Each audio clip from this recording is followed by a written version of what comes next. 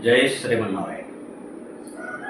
సనాతన ధర్మాన్ని అనుసరించేటటువంటి మనందరికీ దీన్ని సనాతన ధర్మం అనొచ్చు, వైదిక ధర్మం అనొచ్చు, భారతీయ ధర్మం, భారతీయ సనాతన ధర్మం అనొచ్చు.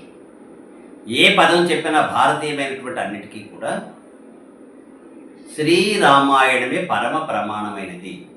దాని తర్వాత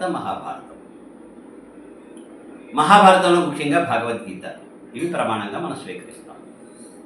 రాముడి గురించి మాట్లాడుకునేటప్పుడు శ్రీరాముడి గురించి కానీ, లేక రావణాసురుడి గురించి కానీ, లేక హనుమంతుడి గురించి కానీ, ఈ పాత్రల గురించి మాట్లాడేటప్పుడు ప్రధానంగా శ్రీరామాయణమే మనకి ప్రమాణము.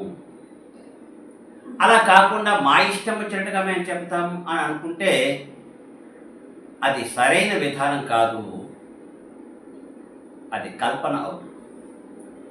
ఈరోజు ఒక మాట విన్నాను, రావణాసురుడు ఏ తప్పు చేయలేదు అని. రావణాసురుడు ఏ తప్పు చేయలేదు అని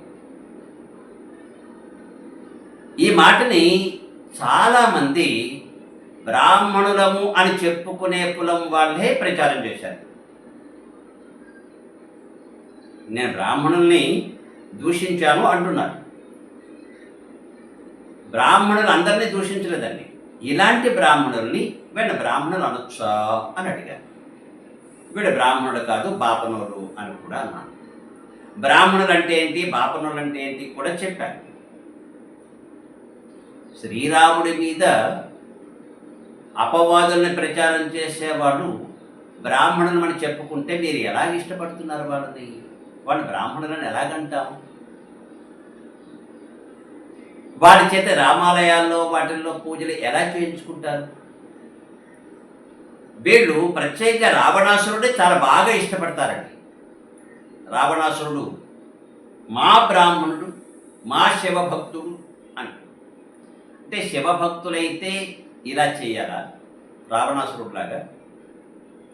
రావణాసురుడి గురించి రామాయణంలో వాల్మీకి మహర్షి రాసినటువంటి విషయాలను మనం పరిశీలించినట్లయితే ఎక్కడ కూడా వాల్మీకి మహర్షి రావణాసురుడిని బ్రాహ్మణుడు అని పేర్కొనలేదు. మీరు బ్రాహ్మణుడు అని ఎలా అంటారు?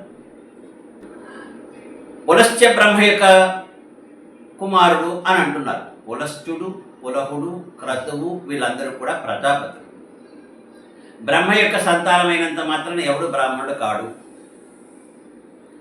అలైతే సృష్టిలో అంతా కూడా బ్రాహ్మణులే అవుతారు. బ్రాహ్మణుడు కానిదంటూ ఏం లేదు.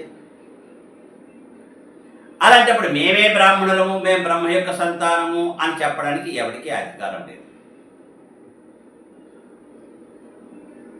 సృష్టిలో అంతా బ్రహ్మ యొక్క సృష్టి. బ్రాహ్మణుడు అంటూ ప్రత్యేకంగా అంటూ ఏం లేదు. నేను బ్రాహ్మణుడిని అని ఎవరైనా చెప్పుకుంటే వాడు తప్పనిసరిగా వంచకుడు, మోసకారి అవుతాడు.